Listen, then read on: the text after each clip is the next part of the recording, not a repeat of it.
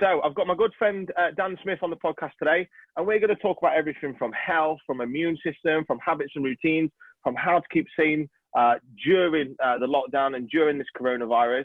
As I know, a lot of people are going to struggle with their mental health and mindset. Now, so me and Dan have knew each other for years. We worked together at M10 for 4 or 5 years. And Dan, just give them a little bit of information about you if they don't know who you are and what you do. Yeah, as Danny mentioned, I've known Danny now for, must be going on 10 years, worked together at M10 before he obviously set up Fox Physiques. I'm still an active member of M10. I'm personal training director over there as well as head of education. Been in the industry for 13 years, been personal training for that amount of time. Kind of passions of mine, I love the whole mindset and psychology element to body composition training, done X amount of courses over years on all different topics. But one thing I've always found that's people's limiting factor, because most of my demographic is general population clients, the biggest diminishing factor to a lot of the people that I work with is always mindset and psychology. So mindset and psychology has been a big thing for me throughout my life, and it continues to be of massive importance to most of my guys. So yeah, thanks for having me on today, Danny. Well, obviously everything's changed right now, and obviously you can't train people in a gym. So how have you found that obviously transition it all over to online and helping people online? Like, what has been the biggest change for you then, would you say, at the minute? Well, personally, it's been difficult, from, like, mate, from being a 40, 50 hour a week personal trainer to then having to work from the comfort of your own living room and stuff. It's been difficult to adapt. But what I've tried to do is obviously taking heed of conversations with yourself and Mark, who works at M10, just transitioning a lot of my business online. So it has been a big, significant change. And for my guys personally, going from being in the office all hours that God sends to then having to spend all day at home. For a lot of people, this change has been difficult. So the main focus for me these last couple of weeks is trying to get a lot of my guys, and I hear you talk about it a lot, getting them into good habits and understanding that the circumstances have changed over the last couple of weeks and the time that they're going to have to stay at home. So it's new for a lot of people. So whereas people get used to being in work 9 to 5 and eating meals at the same time and having breaks at the same time, that's all changed now. So the premise of the first couple of weeks, with transitioning my clients from one-to-one personal training to online training, as it were, has been just to start to create a set of new habits. You talk about it a lot, and I think it's massive with everything that we do, but that word routine, getting clients into a surefire routine on a daily basis as to just to know where they're at, because we are, as human beings, creatures of habit, and when there is significant change, we don't seem to cope well when we, from an endurance and accountability standpoint, that tends to fall by the wayside. So yeah, I'm finding it's interesting, it's different for me, but the premise of the first couple of weeks of the lockdown for me has been solely getting my clients prepared to, one, potentially fail and eat a little bit more chocolate and drink an extra couple of glasses of wine in an evening, but understanding the thought process behind those habits and how we don't want those to become a set standard, and how can we manipulate the variables to make sure that put in that same situation, they don't respond the same. So yeah, it's been, as I've spoke to you before the call, mate, it's been interesting. It's different for me because yourself, it's online. I'm used to being in and around a gym 24/7. So, but I've enjoyed it. I think this week's, I've just started to get a bit more comfortable with not getting up at 4:30, not rolling in the door at 9:30. So yeah, it's okay. All right, cool. Well, look, I want to make this totally actionable for everyone, and obviously we're going to bounce off each other, but there's obviously going to be a lot of people out there right now that's going to be struggling with the mental health. They're going to struggle in the well-being. They're feeling in a dark place in a hole. So why, obviously we're going to bounce off each other here, but why do you think daily routine is important? And what have you implemented for your clients, or what would you recommend for somebody to do? Or if they're not doing anything and they're waking up straight away, they're on their phone, they're in fear, they're in anxiety, they're in panic, what would you put in place to help that person? Yeah, well, obviously that corridor of uncertainty, we're in uncertain times at the moment. It doesn't matter what profession you're in. I don't think after the back of this, we know that, well, every profession's at risk at the moment. So I think for clients and people in general, that corridor of uncertainty is a real thing at the moment. Nobody knows what they're going to be going back to and if they're going to be going back from a job. But as I hear you speak about a lot, one of the biggest mitigating factors for me is managing people's stress. So I'm a big advocate, as you are, about things like yoga, journaling, actually understanding the mechanics behind stress from a neurotransmitter standpoint, understanding how people don't feel stressed, but ultimately internally are going through a lot of allostatic load. There's a lot of factors that go into stress. So for me at the moment, it's doing a lot of personal development with clients and getting them to see their own specific actions and taking this time to get them to understand the dynamic of them and their family. Because I think as coaches, it's very easy to lose sight that people have got families. They may have, we spoke about it before the call, but may have 3 kids with three different ages that they're homeschooling today. That's difficult in itself. So overstressing what workout you're doing, how many calories you're eating, it's not a good route to go forward. So as you speak about a lot, Danny, kind of looking at the mechanics behind stress, yoga, making sure they're sleeping better, taking care of things like digestion, they're the biggest factors that people need to be taking care of now. And using this time to actively be stretching more, mobility, flexibility, all the things that you talk about is going to be so important at this moment in time. And that's got to be people's focus. Because go on after you, mate. No, it's like this, like when we were speaking earlier, and I said, obviously, the amount of guys that I've spoken to in the last 4 or 5 days that have fell into bad habits or bad patterns, and they're feeling stress, fear, anxiety, they don't know how to break out of it, and they're procrastinating, they're time wasting. And as we know, Dan, because we have so many people reach out to us that we get people saying, look, I'd love to do this, but I'd really love a perfect 12 weeks to sort my body out, to sort my health out, to sort my mind out. Well, now this is a great time if we actually flip our perspective to go, look, this is a great time to focus on me. This is a great time for me to grow and for me to change. But it's all about trying to break out of those patterns. And once you fall into that bad pattern, and if you're not sure how, and if you feel alone, you've got no accountability, it's very, very difficult to actually break out of that and actually break out those patterns that you're in. So I like what you said there about, I mean, like for me, for example, like we spoke about for this call, I'm doing a 5K every morning. And that's just because it gives me that sense of peace. It gives me momentum, makes me feel good. I'm doing obviously journaling and meditating. That creates like a sense of stillness and calm in me. Because obviously in the industry we're in, it obviously it's that uncertainty. People obviously aren't seeing the health as even though it should be as a top priority right now, and they're going making certain decisions. So we've got to put ourselves in a good state and be feeling good. And that's why building like a system of execution to kind of survive all this whirlwind, to survive all this chaos, is going to help us so much. And me and you speak about it so much about actually building in a morning routine for clients, getting them feeling good, focusing on positive goals, focusing on themselves rather than the negative stuff, the negative feelings and the negative emotions that they've got. Yeah, but I mean, a word that I use with a lot of the people that I speak to with the education we do is perception. Perception is a massive word, and it's a massive trigger word, because people's perception of everything will determine how their life and experiences pan out. We have studies show we have only over 20,000 internal dialogues a day. So 20,000 conversations with ourselves subconsciously.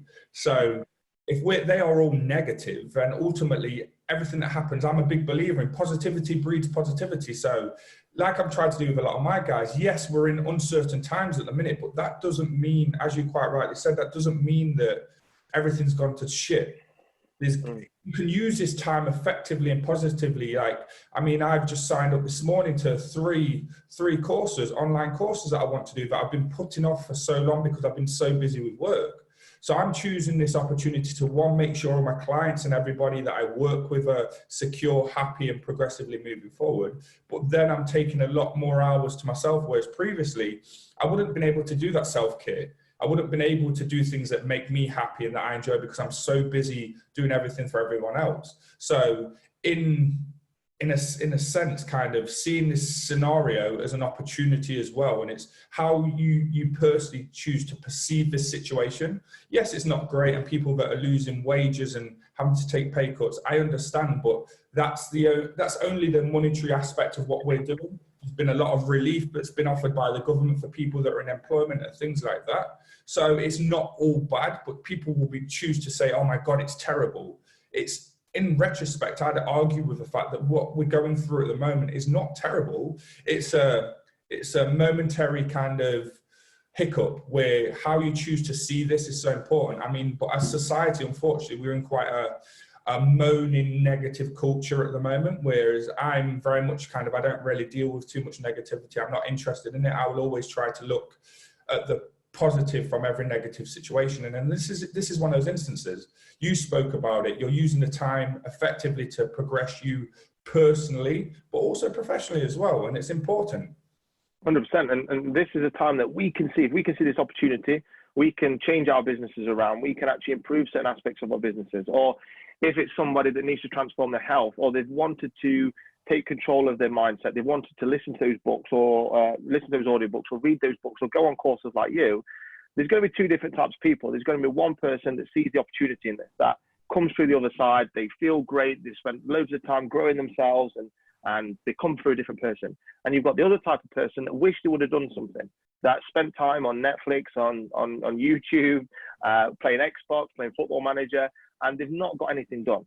So it's built them into more anxiety because they've seen someone like you, Dan, or they've seen someone that's doing really, really well, and they've gone, fuck, I should have done that. I should have took control of myself. And this is the thing.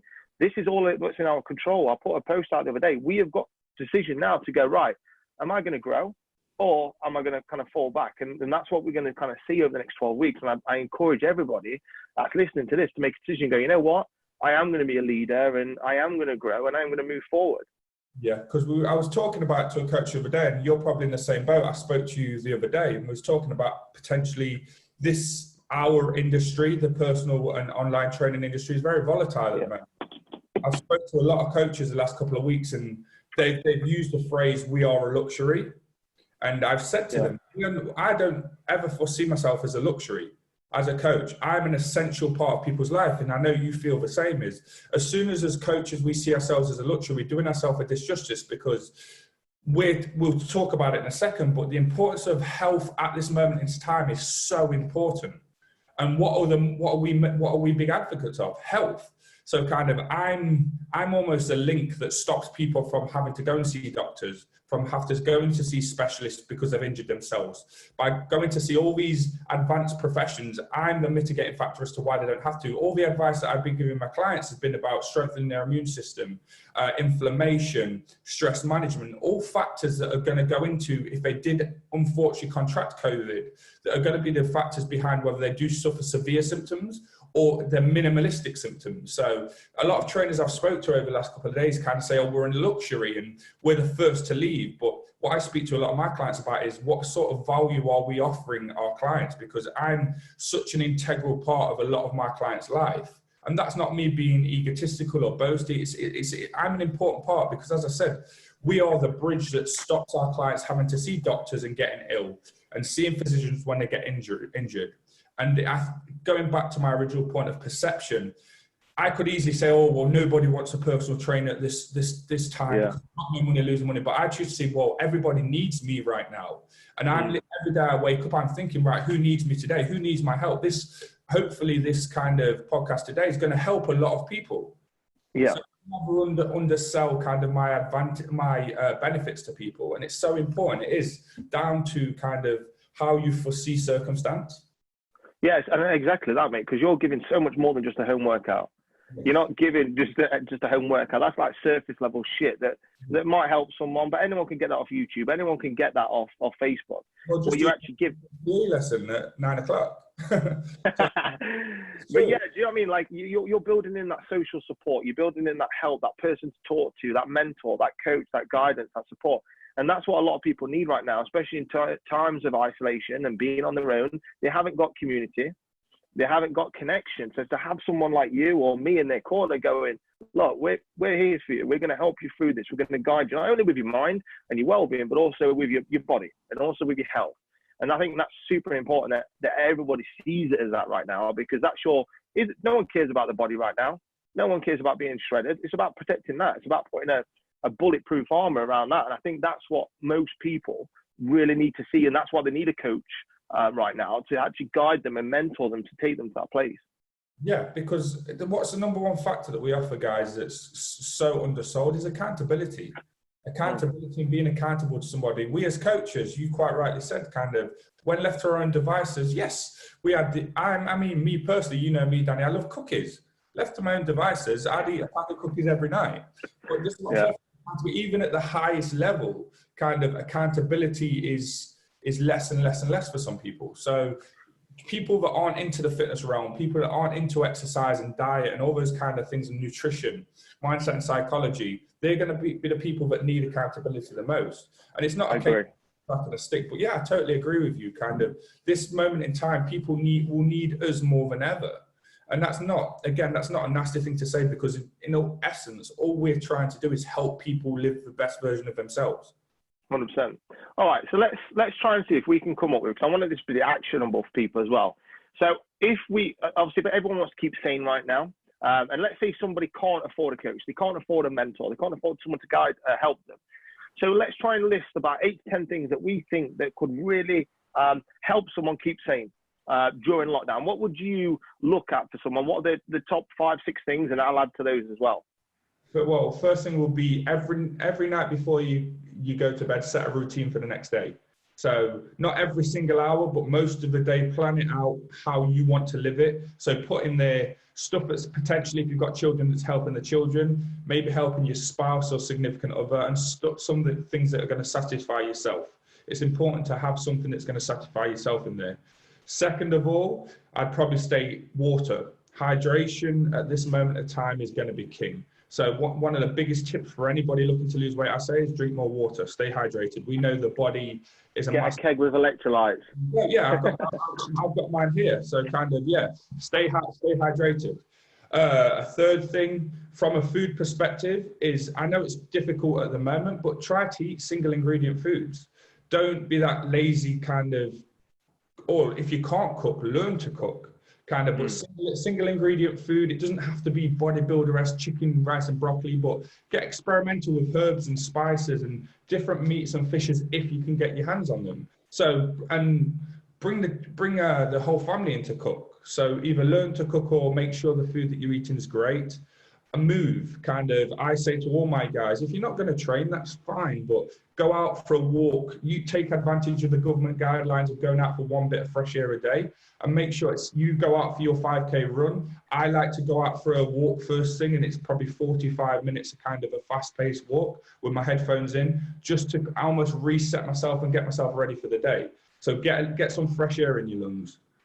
And more importantly, kind of from a mindset and psychology standpoint, for me personally, it's phone loved ones. Like, as you know, Danny, I'm massively close to my grandma and granddad.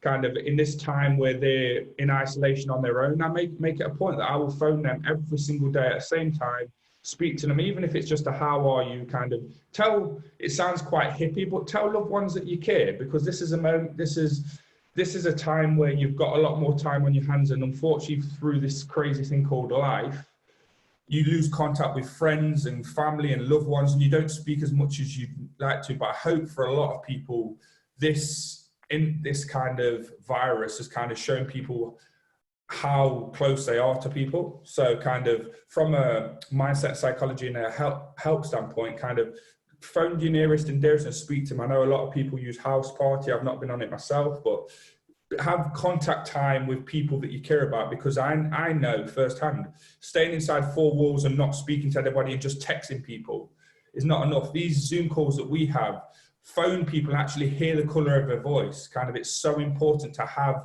human contact. I mean, with Generation Z and X and my little lads, 15, 16 now, we're losing the art of conversation. Everything's done through WhatsApp or Facebook Messenger. So phone and speak to loved ones, and or Zoom or Skype or whatever modality you want to use, and really make sure kind of you spend time talking to your loved ones. Awesome. So we've got a great list there of actually a few things that we can do to keep sane. I also think as well, like, we're in a great position as well that we help others. So we're helping others every single day. I think that make you feeling good. Like, people are volunteering right now. They're going to feel great because they're helping other people. There's no real agenda. You just want to help people. You want to serve people. You want to make them feel better. So I think that's great. I think what you said as well about having a daily agenda is imperative. Like I have a calendar, I send out to my clients every Sunday. Fill out your calendar. Let's give you total awareness on what you're doing every single hour of the day. Because right now it's so much easier to wake up a little bit later. It's so much easier to lazy around. Oh, I'll do that workout then. I might do that study then. I might do this then. And you end up doing nothing. You end up watching TV and making easier, comfortable decisions. So I think having a daily agenda, like what you said, is key. I also think this is like a perfect time to learn. I mean, I've banged on about my clients and just learning like a skill or learning a language. So, I mean, I've been doing on Duolingo every day, 5 minutes of Spanish. And that's important for me because it feels like I'm growing and I'm moving forward. And this is a perfect time to try these things that you've always wanted to do, but you've never had like a perfect 8 or 12 weeks to do these things. So learning a skill, working on a project, you could be creating a membership site for your clients, or you could be building a new business or some new ideas for your business. This is a great time to work on a project because you should have theoretically a little bit more time. And also one of the biggest things that I use for myself, and we spoke about Dan before this call, and I use for my clients, is a sense of stillness. So we know, like what you said, we're going to move, we're going to exercise, we're going to do all that. But what are we going to do to kind of get ourselves present and keep ourselves still? Because if our thoughts and our minds going 3,000 miles an hour, you're going to end up down a bad path. Your thoughts are going to lead you down a bad path. So creating some form of stillness. Now, this doesn't have to come from meditation or guided meditation if you're not ready for that. It could just become from doing your gardening and being present in your gardening. It could be looking out your trees on your garden. It could be observing your thoughts for 10 minutes.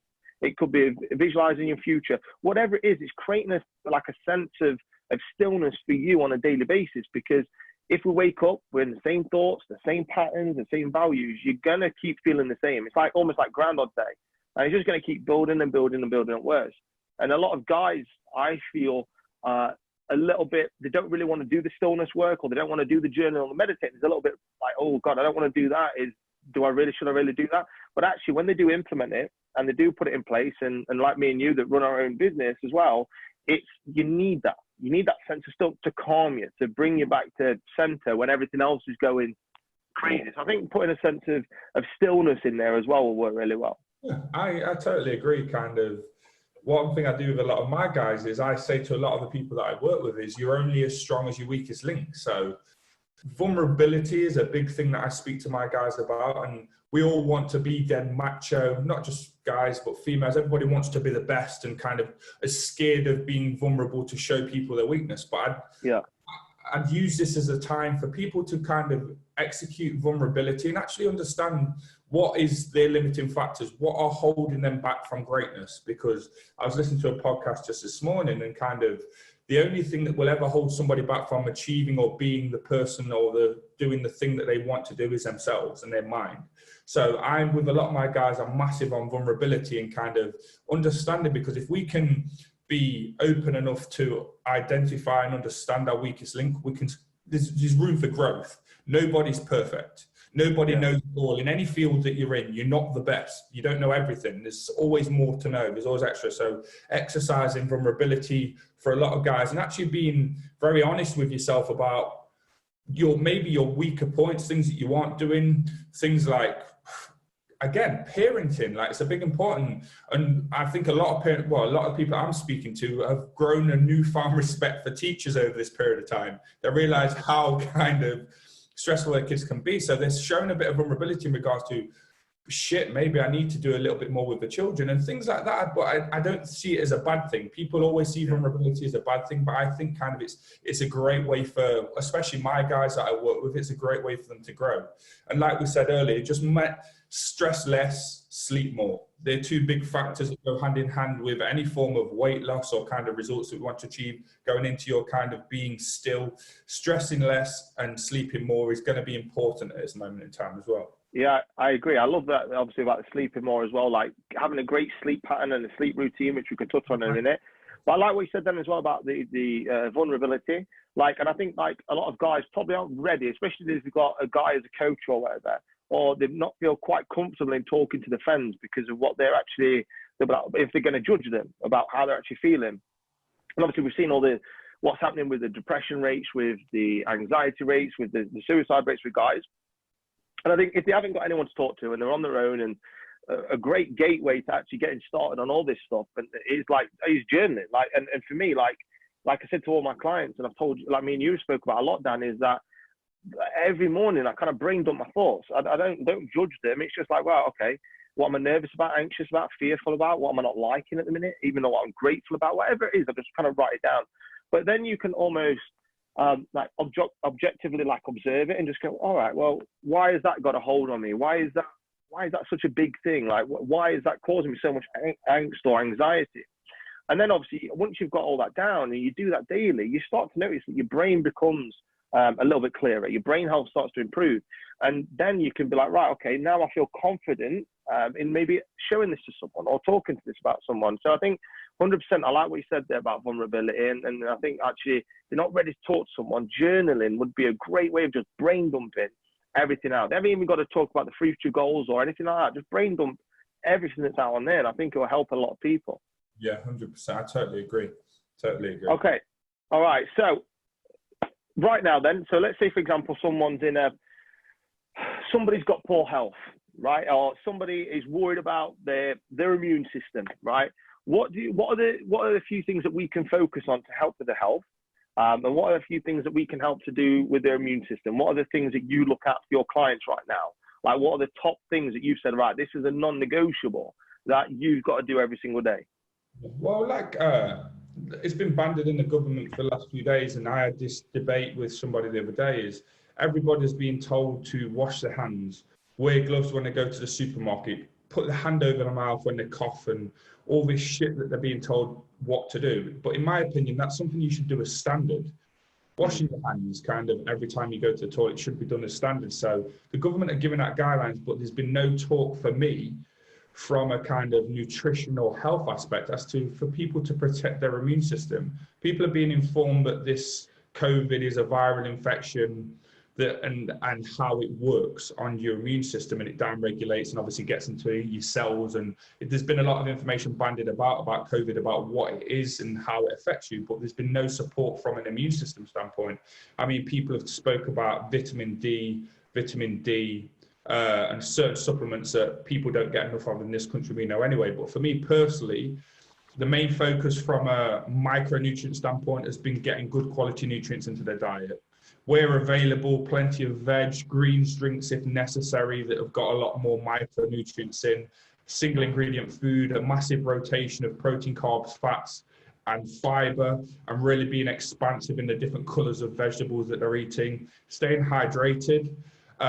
As we spoke about a second again, supplementing with things like high dose vitamin C, preferably powdered, vitamin D, which everybody in this country doesn't get enough of, things like elderberry, echinacea, which is going to prevent any viral infections. I tend not to, again, recommend too many supplements, because again, in regards to people's own individual direct response to certain supplements is up for caution, because we can't do a blood test to see where everybody's levels are at. But prerequisites for me at the moment have been kind of elderberry, vitamin C, vitamin D, and echinacea as well, just to prevent any the actual formation of any upper viral infections. And it's people just eating healthy, nutritious food, Danny. We all know it's like putting potatoes to try and power your car. Your car will work for so long, but then it'll start to shut down. Or putting diesel in a petrol car, it will run for a second, but then it'll choke out and it won't work. It's the same with your body. If you keep putting shit into your body, it's going to be susceptible to these viruses, common colds, and all the cofactors that go into an unhealthy internal body state. So for me, it's kind of emphasis has been on hydration, micronutrients, and a vast array of different types of foods and vitamins and minerals, and then basically kind of the basics when it comes to protecting the immune system. Yeah, and I love that, Dan, because I think that covers a lot of bases, really. Like, everyone's always looking for the big supplement or the go-to supplement right now, or they're looking for the big thing that's going to drastically help them. But actually, most people aren't drinking enough water, or if they are drinking enough water, they haven't got a good electrolyte in with the drink. They aren't exercising enough. And we know, look, chronic stress will lower your immune system, right? So what we need to focus on right now is that we want everybody to be managing the stress a little bit more. So like I say, what we spoke about earlier, making sure your sleep's good, making sure that you're handling your thoughts by creating some stillness, making sure that we're exercising every day. Like we spoke about before the podcast, like I've been doing like 5Ks pretty much every day. And that's a great way of me just getting outside, getting out into nature, which will lower stress. So the way that we've got to kind of experience this and look at is really just like, oh, how can we lower the stress, lower the impact on our immune system? That's the first port of call. How can we improve our gut health as well? Because obviously 70% of the immune system surrounds our gut. So what can we do to improve our gut health? And like what you said there, making sure we're eating good foods, making sure that we have got good fiber, that we're hydrating properly. And these are the simple, basic things that will have a big impact. And they'll make a big impact on our health and on fighting off this virus. If we can use this time to be even healthier and to really strengthen our gut health, and we're giving ourselves the best opportunity to actually get through this. Yeah, and this is what I'm saying. People the biggest medicine for the body. People will always look at external sources as medicine, but the biggest medicine to the body is food. It always has been. Yeah. Granted, food quality in the world at the moment is not the best it's ever been, but it's still healthy and nutritious. It's still better than jamming a pizza or a burger down your neck. Kind of, it's important, kind of, as I said to you at the start, kind of throughout my practice and kind of when I'm writing nutrition plans, as it were, I'm not bodybuilding style chicken, rice and broccoli. Kind of, I will get very expansive with foods, but there's so much different types of food available in the world now that are congruent to a healthy lifestyle. Like, it's so important that people don't underestimate the value of food. I talk to it a lot about my new clients coming in, that whole old normal versus new normal scenario. You eat good food and stay hydrated for a period of 2 weeks and tell me how you feel. 10 times out of 10 people will say, I feel better. I feel so much better. And then you've had it before, then they have a night on the lash, or they have kind of some shittier food. They might have a takeaway curry, and they wake up the next morning, you say, how do they feel? And they're like, oh, I feel like shit. I feel hungover. I say to people, that's kind of your new normal. That's what you felt like every day. I don't understand. To me, I don't get why people wouldn't want to feel healthy every day.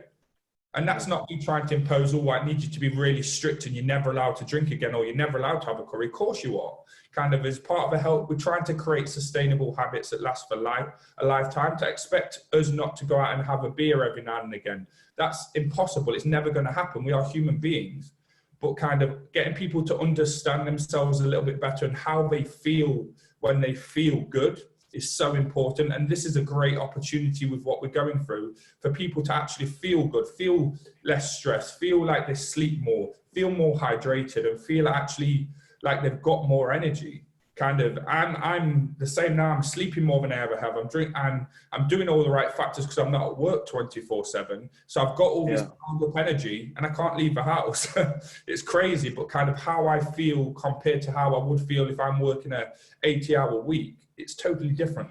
So it's almost we want our guys to be feeling better. And if you feel better, kind of from a neurotransmitter standpoint and decision making, and like you said, learning a new skill, I guarantee the clearer you are, the easier it is to pick up the 10 minutes of Spanish that you do.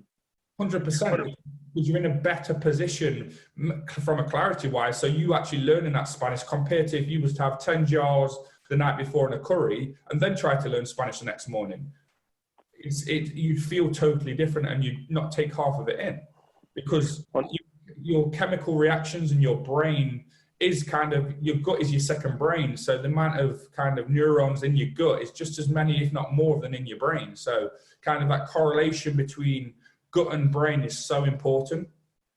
Yeah, 100%. And we spoke about obviously how we can make life easier, right? That's everything there that can make life easier, can make us feel better. And a chat I had with one of my clients yesterday was like, right, all right, let's flip this. Let's flip the perspective. How can we actually make life harder now? How can we make life harder for ourselves? Well, that would come from drinking alcohol every day. Mm-hmm. That would come from eating shit. That would come from watching YouTube and playing Xbox, watching Netflix all day. That would come from watching the news and social media. So if somebody's doing this every day and they're drinking alcohol, they're eating shit food, they're not exercising, they're not moving, they're not protecting their gut health, they're not observing their thoughts, they've got no stillness, you can see that is like a recipe just to cascade your immune system to send you down a bad path. And then, of course, you're more likely to get something, or you're a lot likely to have a lot more mental health issues, whether it's going to be anxiety, whether it's going to be depression or anything like that. So we've got to kind of go, right, which option do we want? Do we want do you want to make life harder and choose all those easy, more comfortable options? Or do we want to make life easier, but these are harder options to do, but it's going to make my life a lot better? And I think that's what we've got to focus on now. But it's so hard when you're in that panic, that fear, that state. And that's why I think having someone that can help them through that, and having community and having support and having someone to keep them accountable will help wonders here. Yeah, 100%. It's very hard to do it on your own. And I think, again, a bit like you, what we do at M10, we've got an M10 community, just like Fox Physiques has got a community. And that community at this moment in time is so important. And because I say to a lot of my clients, I'm very impartial to their life. A lot of the clients that I work with they can't talk to their spouses or their friends about the journey. And like you said, the mental health issues that they have going on, because they feel they're not ready to almost expose vulnerability. And their vulnerability won't be heard by others because they're not in that state of mind. They're not ready for that, to be looking at psychology and mindset. People think it's too hippie or it's too deep, which is fine. They're just not ready to change. But yeah, it's so important. The guys listening to this have got somebody that they can talk to that will keep them accountable. And whether that be a coach or a friend or part of either of our communities, it's going to be so important, because obviously being in these four walls, I could go crazy. I'm used to being out and speaking to a lot of people. So being stuck in four walls, it's a recipe for kind of procrastination, overthinking, kind of all the elements that lead to self-destruction. Yeah, it's challenging and testing our mindset, isn't it? It's challenging and testing our mental health and actually putting into a lot of the stuff that we may speak about and we may help clients with. It's like, oh shit, yeah, this is actually going to test me now, and maybe I've got to actually do this. So, all right, then, Dan. So, what would you think, right? And we'll work together on this. How do you think the best way is to improve someone's mindset if they are stuck? Like, what are a few things that you help clients with? Is it like studying? Is it setting them goals? Like, what do you find the best way to help them move up or to take the mindset to the next level for you? Psychology and mindset standpoint, it's very individually specific. There's no one way of working, because we as human beings, that's a pride of being human, is we're all significantly different. But to help people's mindset, it's an awareness. Like mindset and psychology, what I find with a lot of guys, it's actually awareness. So some guys I speak to aren't ready, and that's fine. Yeah. So I use two words: awareness and acceptance. Basically, awareness of the situation and what we're trying to take. I always say to one of our prerequisites to working with guys is approach this with an open mind, because I'm not just going to test you physically, I'm going to test you mentally.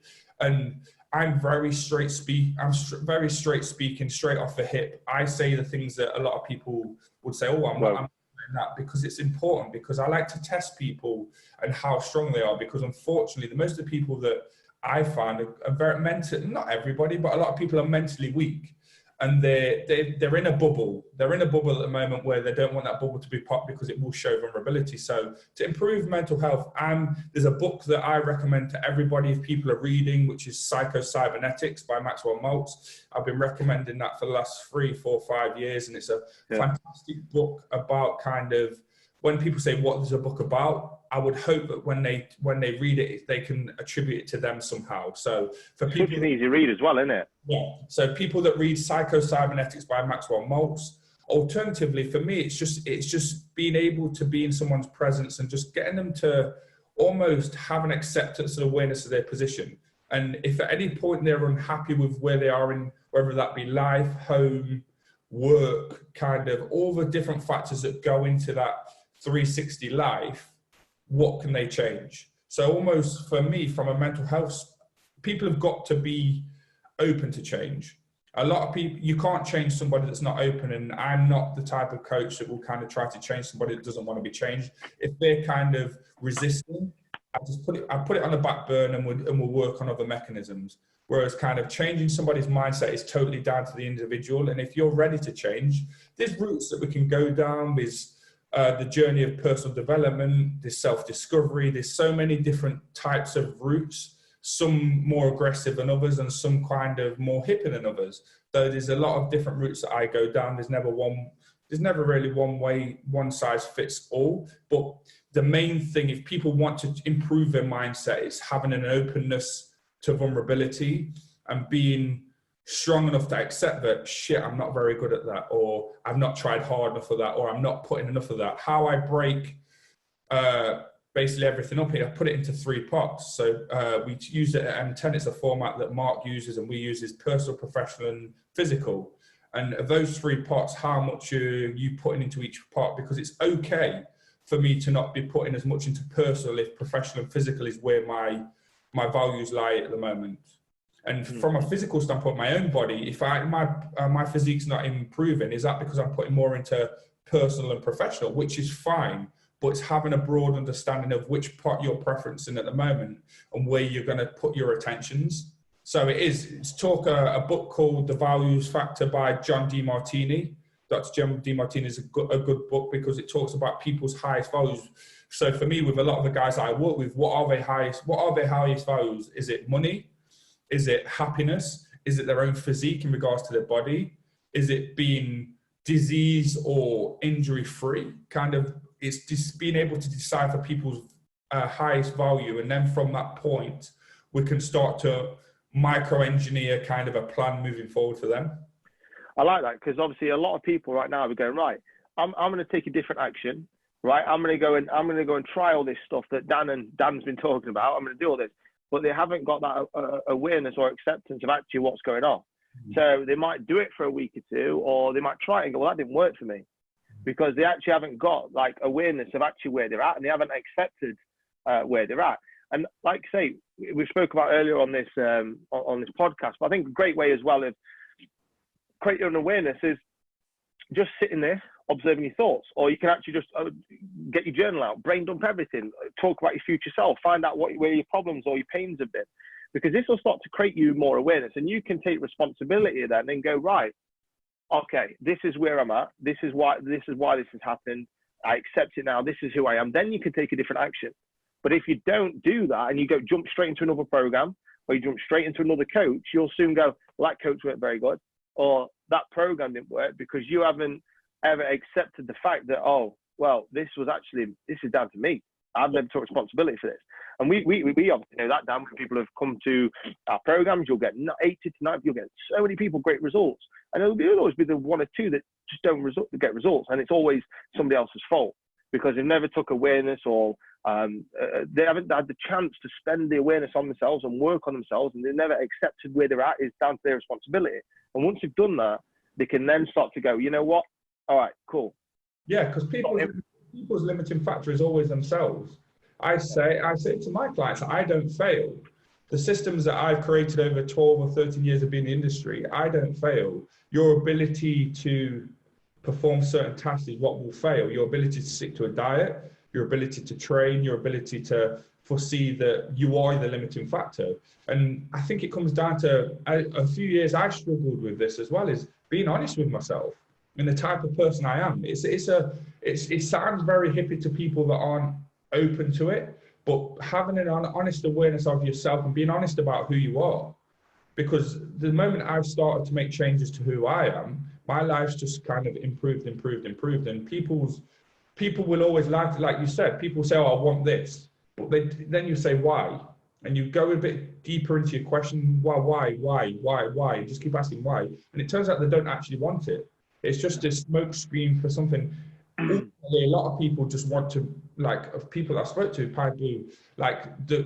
are aggressive and kind of everything as human beings in our adult life is created from an experience of some sort. I look into early life traumas, early adult traumas, and kind of almost instances that have created the frame of mind that people find themselves in.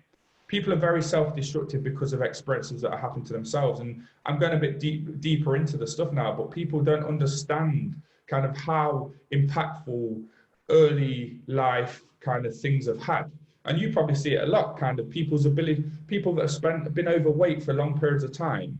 I don't blame them. People say, oh, they're just greedy. They're not, because if you trace it back to the minute that they start to put on weight, whether it come, and I know this is a lot more advanced, but things like abuse and those kind of things, or somebody saying to, I've got a client that she's 52, 53 years old, and she's spent the last 28 years in a very happy relationship. Who she's never felt as loved. She is overweight, but her mum died 7 years ago, and she struggles to lose weight because she still, as she does start to lose weight, she still hears her mum saying, oh, you're fat, you're good for nothing, you're worthless. And this lady's 53 years old. Her mum died 7 years ago. She's been in a happy relationship for 28 years. But it's trying to get over that stigma of how she feels about herself. And the minute she started to open up, we've been able to almost identify kind of what is a limiting factor. It's not her ability to stop putting things into her mouth. It's her mindset and how she's been conditioned to feel. She feels worthless. She feels like she's no good because that's all she hears in her head. And remember when I said at the start of this podcast about those 20,000 internal dialogues a day, if her 20,000 dialogues are you're a fat bitch, you're good for nothing, you're worthless, then how do you think she's going to respond from a actual actioned standpoint, and how is she going to respond from a kind of adherence standpoint? But that it's actually trying to show her that she's not a bad person. She's a great mother. She's a great wife. She's a fantastic person. She runs a business. She does everything for everyone. So kind of it's reverse engineering. So that's just a small example, but we are as human beings, whether you're 20, 30, 40, 50 years old, you're conditioned into a trail of thought. And until you look a little bit deeper into yourself and the area of personal development, you'll never actually truly understand what you're capable of. That sounds quite hippie, but go as you've done over the years that I've known you, kind of, me and you have both been on massive personal development journeys. And it's just so happens that now we're in a great position that we're on this podcast speaking to, I don't know how many hundreds of people. Like, you know what, Dan? You've got amazing self-awareness. So like when you're with your clients, like if anyone's ever watched Dan M10, like Dan's got an amazing self-awareness and he coaches people and gets amazing results. And the reason does, obviously, he's gone through a lot. He's got great life experience. He's spent so much time developing himself and learning awareness within himself. So you can actually articulate that to all the clients. So even though like the message that you'll be banging home to clients will respond to you a lot better because you've actually gone through a lot of this shit yourself. And like something that we spoke about a minute ago is like, it's so hard to break like the habit of being yourself. And it's so hard to break the shackles if you've been doing the same thing for 30 years, 25 years, of the same habits, the same thoughts, the same emotions. And it's not just a diet program. It's not just a training program that's going to do that. It isn't. Like, it's going to take from more. It's going to take from exactly what you said about awareness and acceptance. It's going to come from building in different routines and habits. It's going to come from setting a standard and setting some goals for you to actually move towards and learning about yourself and studying about yourself. And it's not, that's why I say to my clients, look, I'm not going to give you a diet plan and a training plan because that's just a part of what I do. Like, I'm going to give you so much more, because actually for you to change and actually just get the result that you want, it's not just going to give you a calorie deficit and exercising. It's going to come from actually doing all this shit. This is the real important shit. And we both had battles down of our own self, but when you come through it, the other side, you feel so much better and you feel like you can actually help other people. You feel authentic because you've actually done that and you've actually gone and experienced it. We're not bullshitting because you've actually done this yourself, haven't you? Yeah, and it becomes an experience. I say to when I talk about psychology and mindset to the amount of trainers that I speak to in the course of the year, I say to them, and I'm very vulnerable and say, look, I'm not university educated in psychology and mindset, but I would kind of put myself up there as one of the better people readers out there. And kind of, again, that's not me being boasty or egotistical. I'm just very good with people because that's come over 12 or 13 years of studying the art of people. We worked out at M10. I've probably done a minimum of 22,000 personal training sessions throughout my career up to this point. It's probably more. Okay, so that's 22,000 hours of speaking to people, seeing how people respond when you ask them challenging questions, looking at people when they're blatantly lying to you and they're looking all over, studying human behavior, studying neuroscience. I'm not university educated, but I'm very good with people. I'm an empath. I feel people's feelings and energies very well. And through going through life experiences of my own, it's enabled me to teach at a much deeper level. And as we said at the start of this, everything that I talk about is opinion. It's not fact. Someone will be able to argue the toss with everything I say, and that's fine. I'm cool with that. But I just know through my experience and with working with the hundreds and potentially thousands of people that I've worked with, I've repeated certain systems that have repeatedly worked. The proof is in the pudding. People talk a good game about kind of what they've done, but they've got nothing to back it up. My kind of spiel and what I talk about has been backed up by tens of hundreds of people. And that's like the art of coaching, really, isn't it? That you can obviously help someone no matter where they are, no matter who they are, that you know that you can get them planted. It's not just like helping a certain demographic where it's just like that, like I'm in that world, I can help that person. If you can actually, you know that you've worked with so many different types of people, you've studied yourself, you've worked on yourself, and you understand where other people and other people's patterns, you can help them so much more. So I think that is the art of coaching. That is becoming a good coach, that you work with totally different, so many different types of people, and that you can actually help them implement and actually move forward and actually grow and progress. Not that they're going to get shredded or anything like that, but they can start to see the changes in the confidence in their energy. They can start to stick to their own promises. They can start to build up their own self-respect and self-confidence. And I think that's really what you do great as well. Yeah, we've spoken about it before. Transformation is so much more than the aesthetic look than pain. We can get people sprayed on abs for Ibiza in the summer. That's easy. But actually changing somebody's life is where the real value lies. And it's something that we've become very good at, is understanding that a transformation is so much more than an aesthetic look. It's mind, body, spirit, as it were. It's everything that goes alongside that. Awesome. Well, look, we've cracked on for an hour. We've got loads done. We've talked about loads. We'll jump on another one as well later this week. But where can people obviously find you, Dan, and where can they? Where's the best place to get in touch with you if they need any help? My Instagram's just DanSmith_coach. Email dan@m10fitness.co.uk. If anybody's got any questions from today, then by all means fire me a question on Instagram or drop me an email. I'm easily accessible. So awesome. Well, thanks for joining us, Dan, and I'll speak to you soon. Good to speak.